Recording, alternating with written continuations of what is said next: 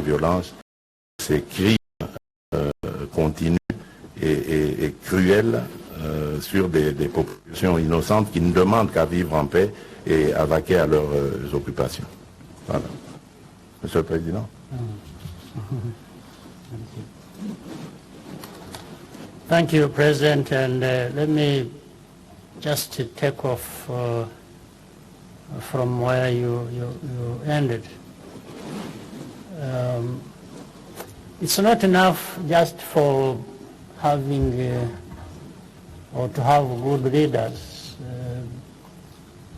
President Tshisekedi and myself ready to do our part and lead our countries in the right direction. That happens also on the basis of our own people.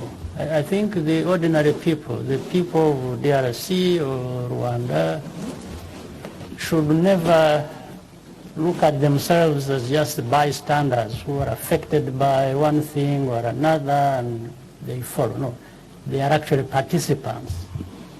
And as we speak today, I hope the people of Rwanda and the people of DRC are also listening and trying to identify their role in making sure that moving in this direction that is meaningful to them actually happens by being good participants. I mean, so that quickly leads me to the question that was directly put to me, which was about non-tariff barriers and so on and so forth. Well, I started by saying, or talking about the formal, informal sector. What we want to see and what we would wish to see is increasing, expanding formal sector. While that is the case, you don't go against the informal sector. What you do, what we need to do, is to help the informal sector move and formalize their businesses. We need to work with them, support them, and so that we see more of the formal sector in operation than the informal sector. That is possible. But it is possible, again, dependent on many things that need to happen, not only in terms of the good leaders at different levels, but also the ordinary people who are affected by this, but who should also participate in this. And the non-tariff barriers are things that through cooperation, through this interaction and being responsible even as ordinary citizens, we can also address. We can put good laws in place, we can put the right infrastructure in place, we can, but at the same time the practice is where things maybe go wrong. And therefore, through working together and nudging each other, pushing each other, even at different levels, so that people try to do what is right, I think we are the ones to succeed. This is different from where populations of either side might start. When you look at the other side, if you are a person and look at another person, and the only thing you see is a problem or a danger to you, instead of saying there is something good in that person, we can work together, then it becomes problematic. Even if you have good laws or anything, but if you have bad politics or bad attitude of seeing everything negatively, or then there is a problem. So the moment we lower this level of where we are, I think the President alluded to it in his earlier remarks, which was accurate. We can't keep this mistrust going on, because it feeds this insecurity, it feeds all kinds of bad things, and we cannot succeed even in these socio-economic efforts we are trying to put in place to address our problems. So non-tariff barriers, in fact, again, the President mentioned it. One way of addressing it is getting rid of these security problems, looking at accountability levels, especially of leaders, and then allowing people to cooperate, to work together, do business. And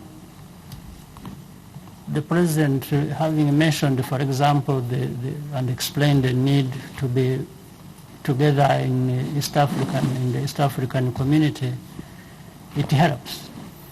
Why should indeed a trader in Goma,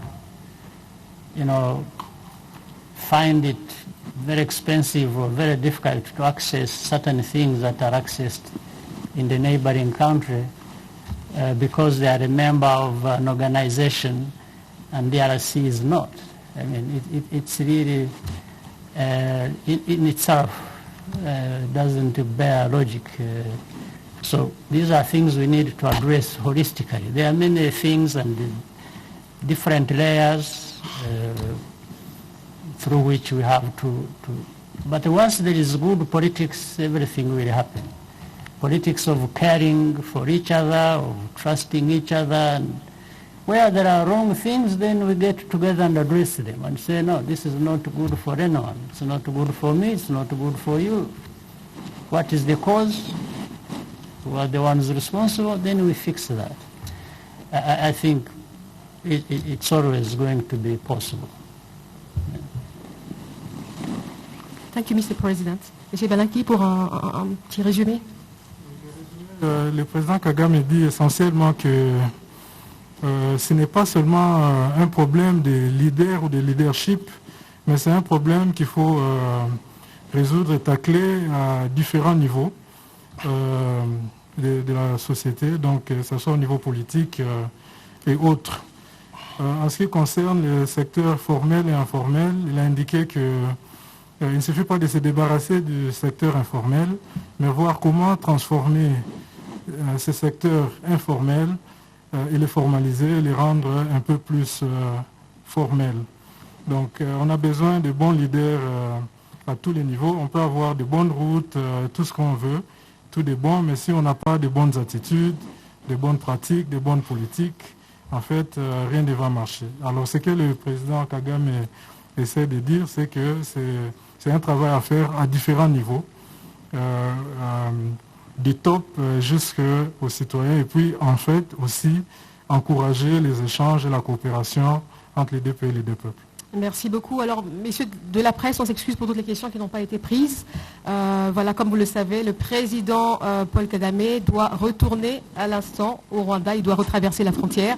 On aura d'autres occasions avec le président de la République démocratique du Congo, qui est encore ici avec nous, avec vous, à Goma.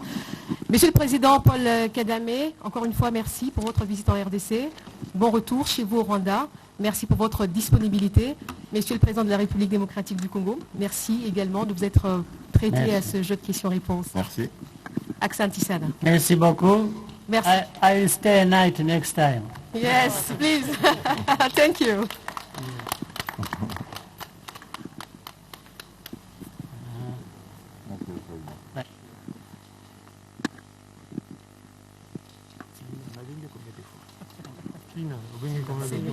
C'est lui.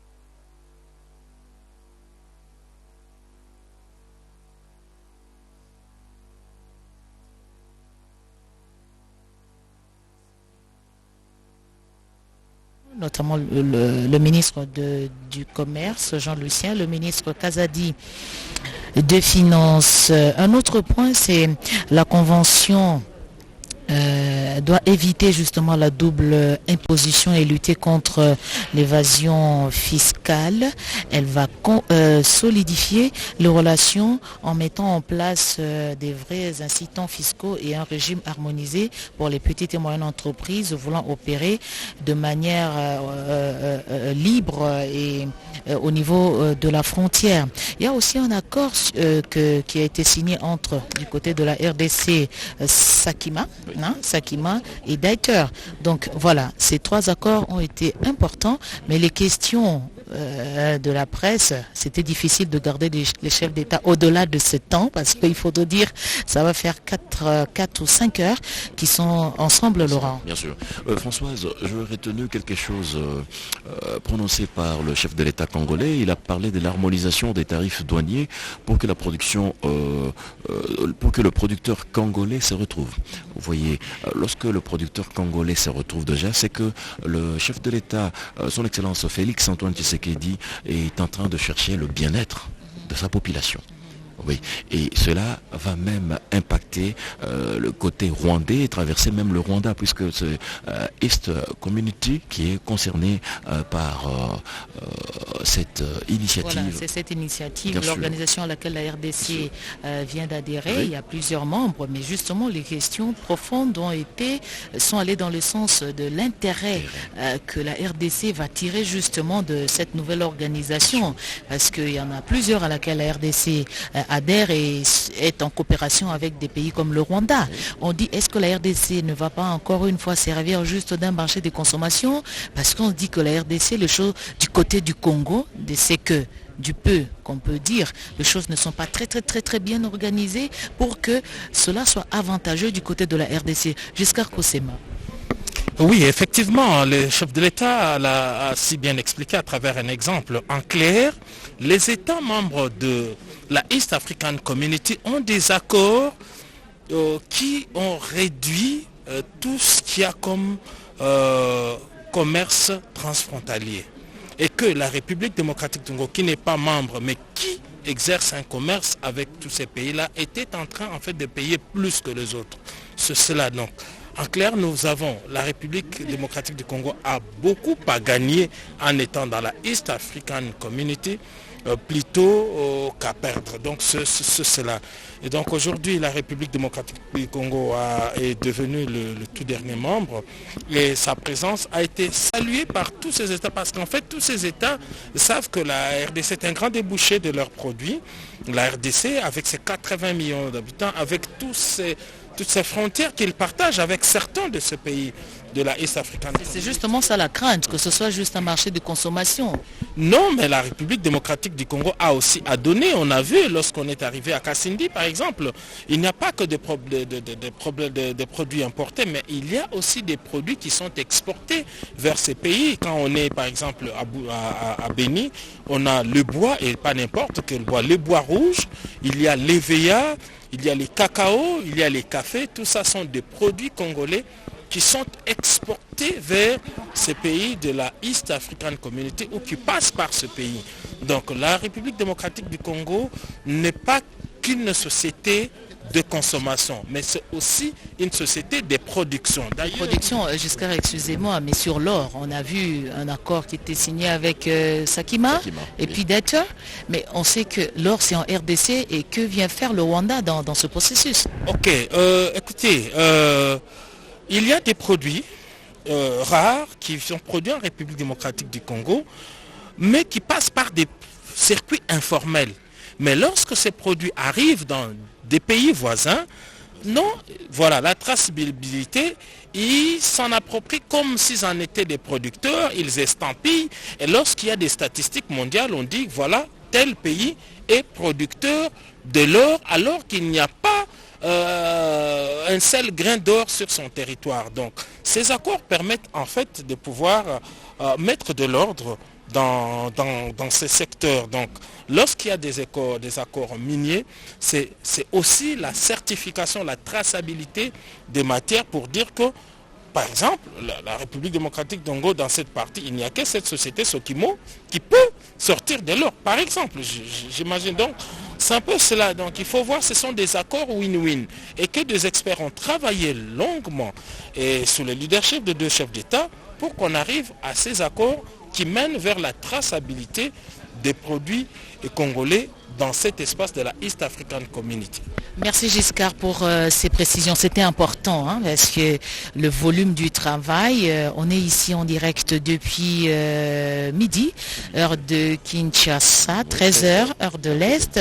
C'était vraiment intense. Les 2 chefs d'État qui sont allés faire l'état des lieux de Akibati, des sites qui ont été dans le territoire de Nyiragongo, merci Laurent, avec des impacts importants provoqués par le séisme qui ont suivi l'éruption volcanique. Et les 2 chefs d'État ont choisi de terminer cette journée, cette journée de rencontre bilatérale. Jessie, oui, je te vois. Cette journée riche en matière par des accords, scellés des accords, et on vient de comprendre avec ces éléments sommairement fournis par Giscard Koussema, c'est que c'est à l'avantage